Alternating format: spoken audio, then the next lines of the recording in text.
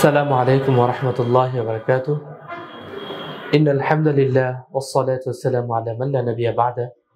মুহতারাম দর্শক শ্রোতা, আশা করি আল্লাহ রাব্বুল আলামিন আমাদের প্রত্যেককে সুস্থ রেখেছেন, ভালো রেখেছেন।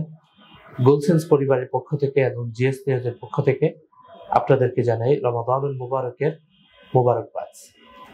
আল্লাহ রাব্বুল আলামিন আমাদেরকে রমাদানুল মুবারক দান করেছেন। এটা এক অশেষ, অত্যন্ত অগণিত ফজিলত দান করেছেন। এই রমাদানুল মুবারকে আপনি যত বেশি আমল করবেন, এটা ততই আপনার জন্য মঙ্গলজনক।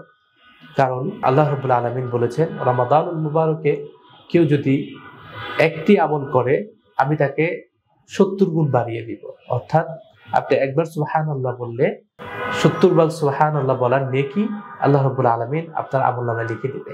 তাই এই সুবর্ণ সুযোগকে আমরা কাজে লাগিয়ে বেশি বেশি জিকির আজকার করব এবং বেশি বেশি নফল ইবাদত করার চেষ্টা করব।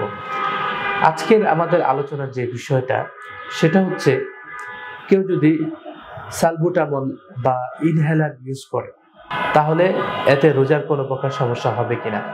দেখেন, সালবুটামল বা ইনহেলার এটা যদি কেউ ইউজ করে, তাহলে তার রোজা ভেঙে যাবে। কারণ এটা দেহ বিশিষ্ট, এটার একটা অস্তিত্ব পাওয়া যায়, শরীর বিশিষ্ট হয়ে থাকে।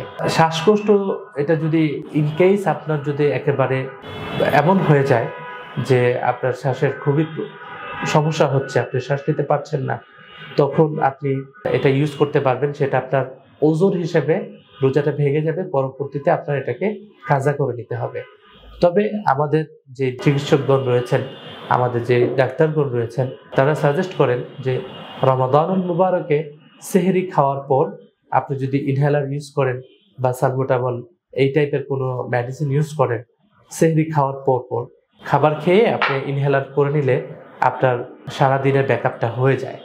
এটা আমাদের চিকিৎসকগণ বলেছেন যে তাতে আশা করা যায় যে সারাদিন তার শ্বাসের কোনো প্রকার সমস্যা হবে না। ইনকেস যদি আপনার হয়ে যায়, আপনার পরিস্থিতির শিকার যদি এরকম হয়ে যায়, তাহলে আপনি সেটা করে নেবেন, তবে আপনার রোজা ভেঙে যাবে।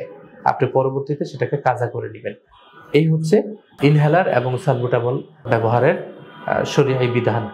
আল্লাহ রাব্বুল আলামিন আমাদের প্রত্যেককে বোঝার এবং মানার তৌফিক দান করুক।